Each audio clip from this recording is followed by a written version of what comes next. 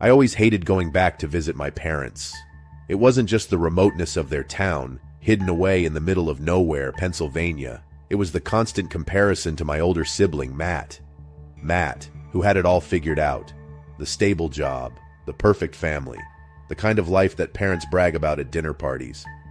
Meanwhile, here I was, 28 years old, a freelance graphic designer scraping by, working odd hours, and spending more nights than I'd like to admit, hunched over my laptop trying to meet deadlines that barely paid the rent. It was late that night, and I was in a rush. I'd stayed longer than planned because of the endless guilt trip from Mom and Dad about how I never came by enough or worked too much. I had a client deadline in a few hours, and I just needed to get home, sit in my quiet apartment, and bury myself in my work. The route home was familiar, the long, winding road that would eventually lead me to the highway. But halfway through, my phone's GPS chimed, suggesting a shortcut. I glanced at the screen. It claimed the new route would save me 20 minutes. Maybe it was the exhaustion, or maybe I just wanted to shave off as much time as possible, but I took it. The road quickly changed, paved asphalt giving way to a bumpy dirt path that seemed to weave deeper into the woods. I hesitated for a moment, my gut telling me to turn back, but the GPS reassured me that this was right. 20 minutes shorter, I reminded myself, so I pressed on. The further I drove, the narrower the road became, the trees thickening, branches reaching overhead like skeletal fingers. My phone lost signal. I stared at the screen, hoping for a sliver of a bar to return, but it stayed dead. I was alone. The headlights cut through the darkness, but it wasn't enough to ease the feeling creeping into my chest, that sensation that I'd made a mistake. And that's when I saw it. A car, parked on the side of the road, hazard lights blinking. As I got closer, I could see a man standing next to it, waving me down, his silhouette highlighted by my headlights. Next to him was a teenage girl, her arms crossed, staring down at the ground. I felt my heart lurch. Every instinct screamed at me to keep driving, to ignore them, but the man looked desperate. Against my better judgment, I slowed down and rolled down the window just a crack. "Car's dead," the man said, his voice scratchy and tired. "Think you could give us a jump?" The girl looked up then, her eyes meeting mine. She was mouthing something, repeating it over and over. It was hard to make out, but my stomach dropped when I realized what it was. "Run." My chest tightened. I forced a smile, nodding to the man, but inside I was panicking. "Sorry, I don't have cables," I lied, my voice shaky. I rolled the window back up, trying to keep my movements calm. The man's face shifted, a flicker of frustration crossing his features. I pressed on the gas, my hands trembling as I drove away. A few minutes passed, the tension in my chest starting to ease. Maybe the girl was scared, maybe it was nothing. But then I saw headlights in my rearview mirror. At first I thought it was someone else, but they got closer, faster, swerving back and forth across the dirt road, gaining on me. My pulse quickened, and I pressed the gas pedal harder. The car behind me sped up too, the headlights glaring, almost blinding me in the mirror. The road twisted and turned, and I fought to keep control, the wheels bouncing over every pothole and rut. The car behind me rammed into my bumper, and I felt the jolt shudder through my entire body. I had to get away. I had to lose them. Up ahead, I saw a narrow side path and took it, tires skidding as I veered off the main road. My heart was pounding, my breath coming in short gasps. The path led me to a dead end, a small clearing with a decrepit cabin looming at the edge of the woods. I threw the car into park and jumped out, not thinking, just running. I stumbled up to the cabin, shoving the door open and slamming it behind me. The air inside was damp, musty, and I could barely see anything in the dark. My phone's flashlight was all I had, and as I swept the beam across the room, I felt my stomach drop. Blood-stained clothes were strewn across the floor, and old IDs were pinned to the walls. Smiling faces staring back at me, faces of people who had gone missing in the area.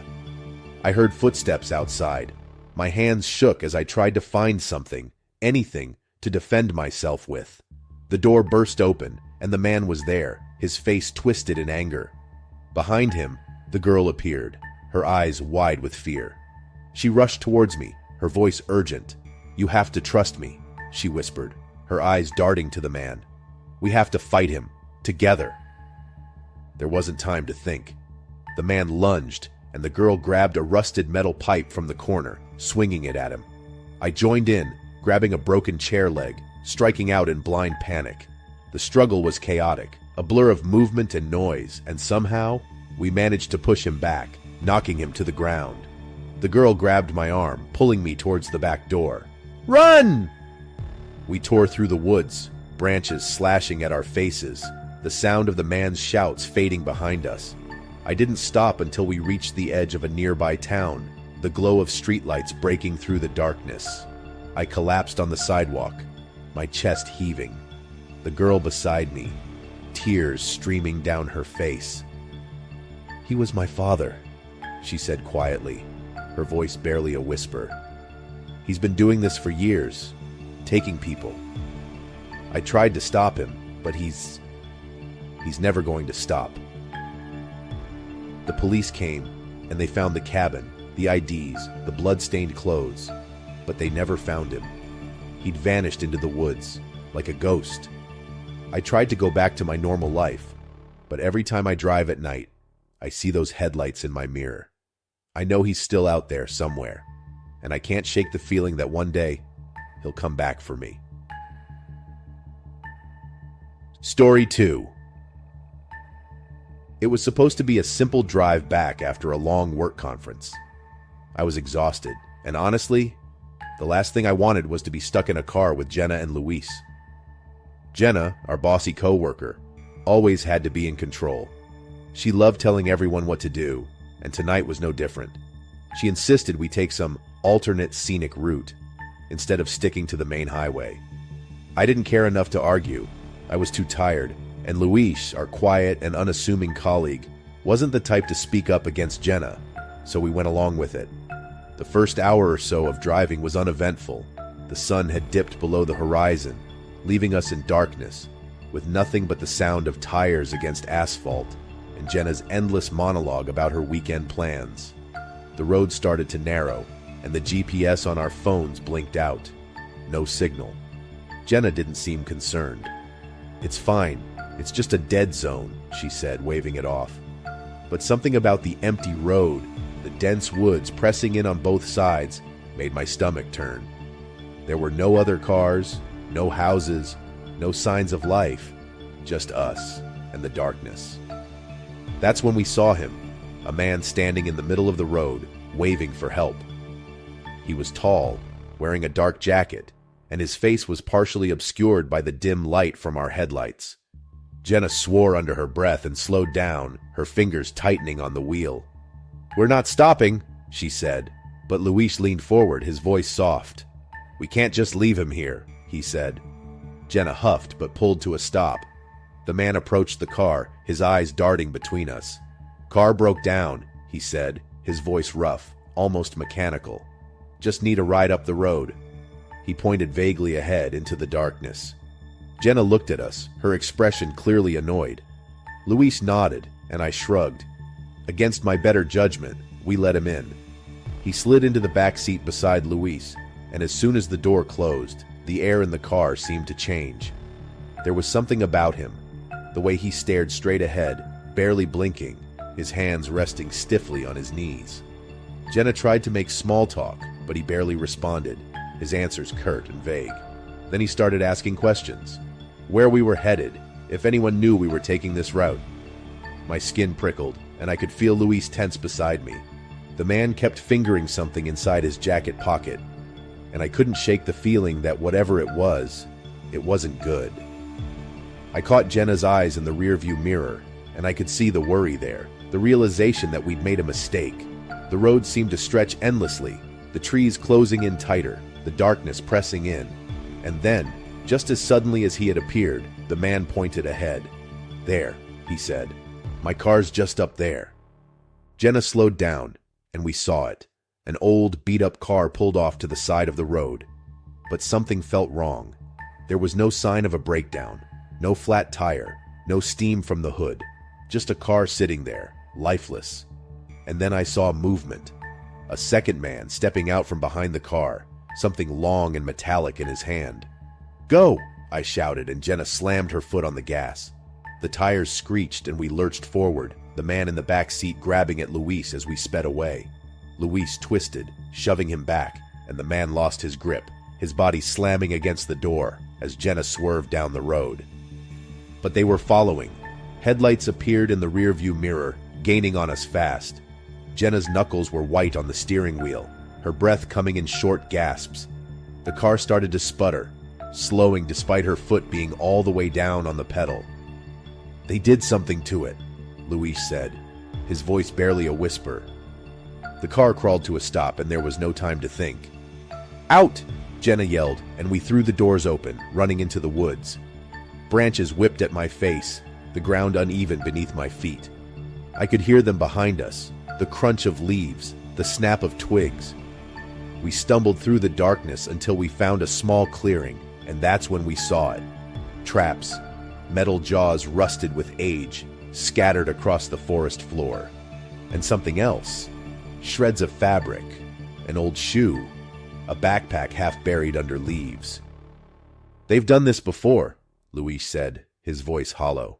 We didn't have time to react. The men were close, their voices carrying through the trees. Luis turned to us, his eyes wide, desperate. "Go," he said. "I'll hold them off." "No, Luis!" I started, but he was already moving, grabbing a thick branch off the ground, turning back towards the sounds of our pursuers. Jenna pulled at my arm, and I stumbled after her, my chest tight, tears blurring my vision. We ran until we hit a road, a real road, with yellow lines and streetlights. I could see the glow of headlights in the distance, and I waved my arms frantically, almost collapsing in relief when a truck pulled over. The driver, an older man with a kind face, helped us into the cab, his eyes narrowing as he looked back towards the woods. By the time the police arrived, there was no sign of Luis or the men who had chased us. They searched the area, found our car, found the traps, but the men had vanished, like ghosts. I tried to go back to work, to pretend everything was normal, but every time I close my eyes, I see Luis's face, the determination in his eyes as he turned back to face them. I know he saved us, and I know deep down that they're still out there, somewhere, waiting for the next car to take a detour to nowhere. Story 3. Road trips with Mia were always the best. She was my best friend, the kind of person who could make even the most boring drive fun. We had decided to take a road trip to avoid tolls and explore some of the small towns that dotted the state line. We were in our early 20s, full of dreams and plans, talking about the future and how we'd both move to the city one day, a place where we could chase our ambitions and be whoever we wanted. It was one of those drives where we had no specific destination, just a general idea of where we wanted to go. We laughed about everything, blasting music through the car speakers, taking turns singing off-key. Mia always had a way of making me laugh until my stomach hurt, and that day was no different. She had the worst sense of direction, and I teased her about it when she missed a turn. "You always get us lost," I joked, shaking my head. She rolled her eyes, her smile mischievous. "It's called adventure," she shot back. But the mood shifted when we found ourselves on an unpaved road. It had seemed like just another turn, one of those shortcuts the GPS loved suggesting. The road was bumpy, the dirt kicking up behind us in a cloud of dust, and before long, we realized this wasn't just a little detour. The trees thickened, casting long shadows across the car, and we started noticing things that shouldn't have been there. Abandoned cars, some with broken windows, others rusted and covered in vines. The further we drove, the more cars we saw, as if they'd all been left behind in a hurry. Mia tried to laugh it off, but I could hear the unease in her voice. "Just old junkers," she said, her fingers tightening on the steering wheel. I nodded, but a pit formed in my stomach. Something about it felt wrong. Up ahead, we saw a gas station, the kind that looked like it belonged in a different decade, with a single flickering light over the pump and a faded sign hanging by one hinge. "We should ask for directions," Mia said, her voice unusually quiet. I nodded again, the unease growing. She pulled in, the tires crunching on the gravel, and we got out. The attendant was an older man, his face shadowed under a worn baseball cap. He looked up as we approached, his eyes darting between us and the road behind us. He seemed nervous, shifting from foot to foot. "You two shouldn't be here," he said, his voice low. "You need to leave. Now." Mia blinked, taken aback. "We're just a little lost," she started, but the man shook his head, glancing over his shoulder. "Leave," he repeated, his voice trembling. "Get back to the main road and don't look back." A chill ran down my spine and I grabbed Mia's arm. "Let's go," I whispered. She hesitated but nodded, and we turned back towards the car. As we started the engine and pulled away, I couldn't shake the feeling that something was watching us.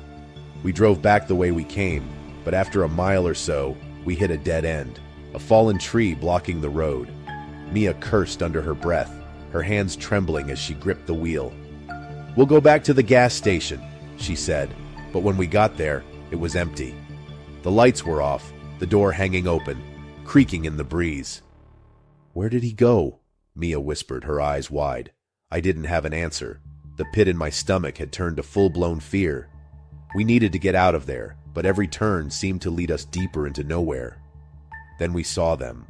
Figures moving through the woods, their faces obscured by masks, rifles slung over their shoulders. My heart leaped into my throat. "Mia, go!"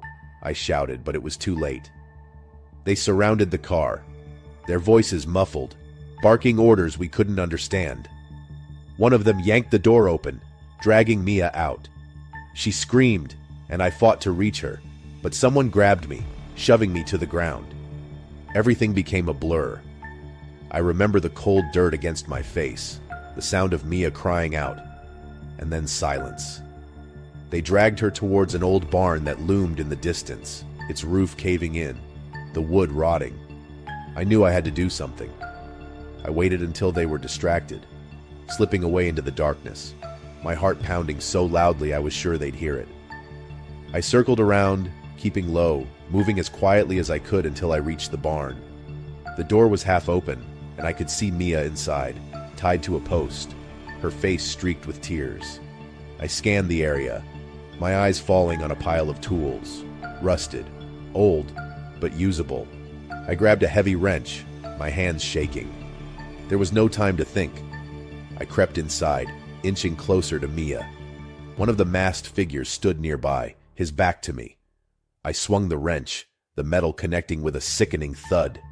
He crumpled, and I rushed to Mia, untying her hands, whispering that we had to go. She nodded, her eyes wide with fear. We ran.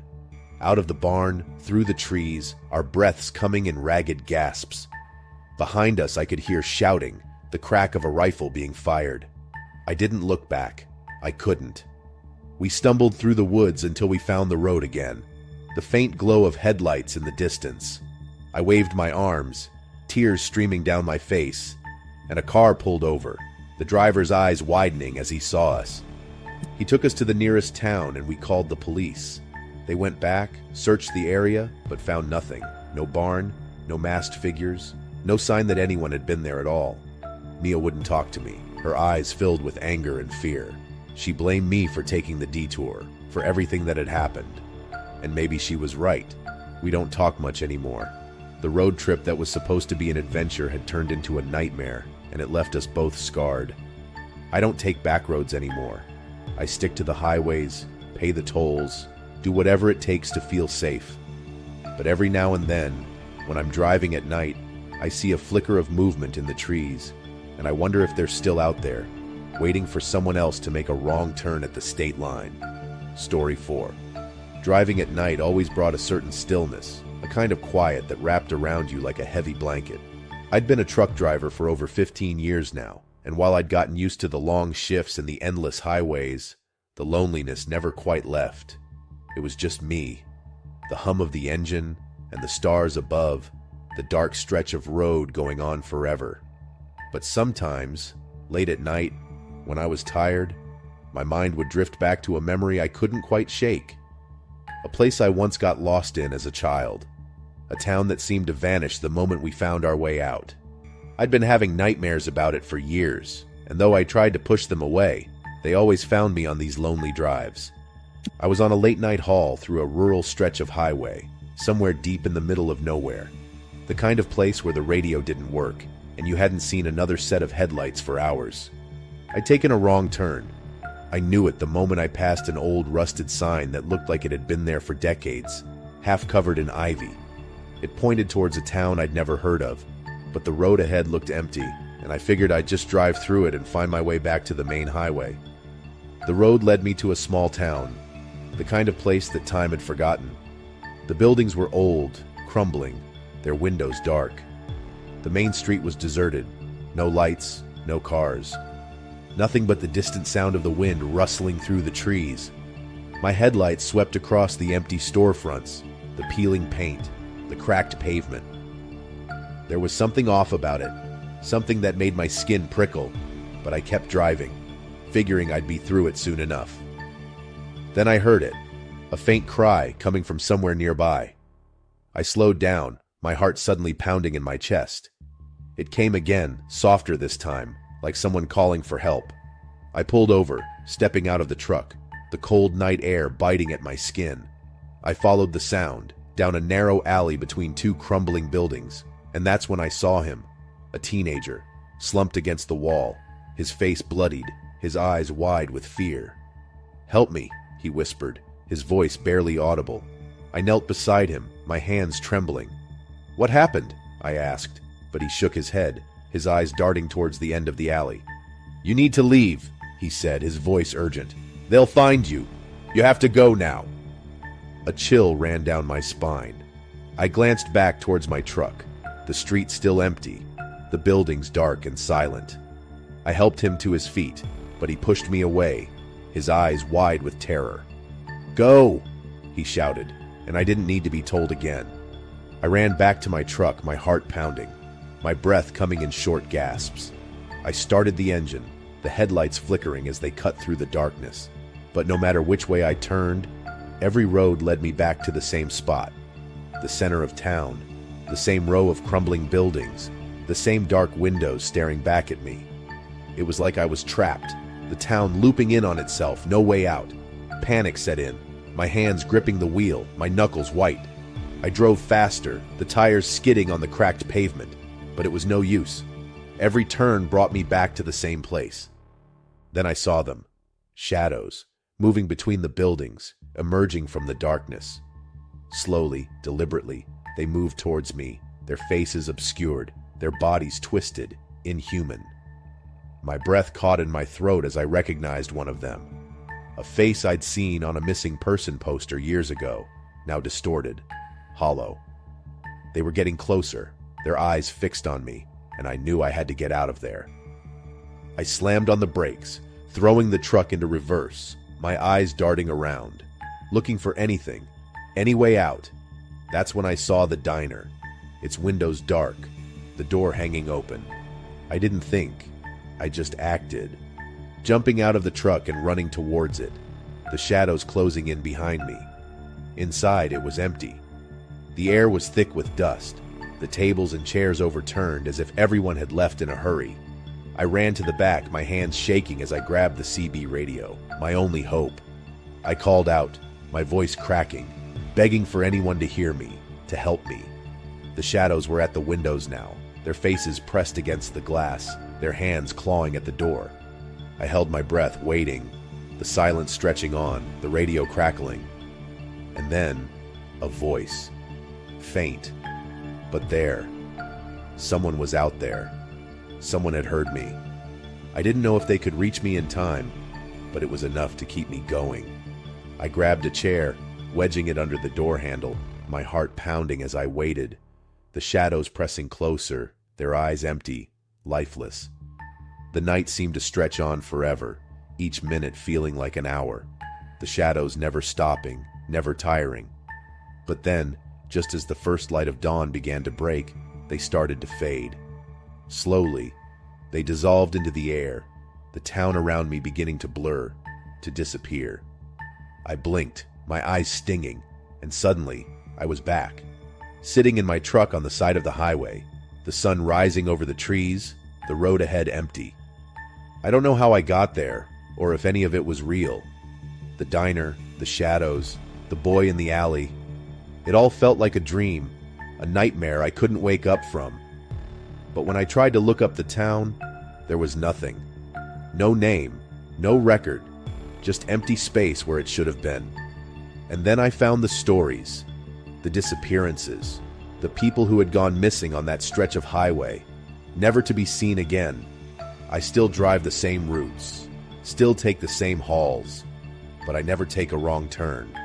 I stick to the main roads, the highways, the places I know. But every now and then, when the night is dark and the road is empty, I feel it, that same chill, that same sense of something watching, waiting. And I wonder if one day I'll find myself back there, in the town that shouldn't exist, with no way out.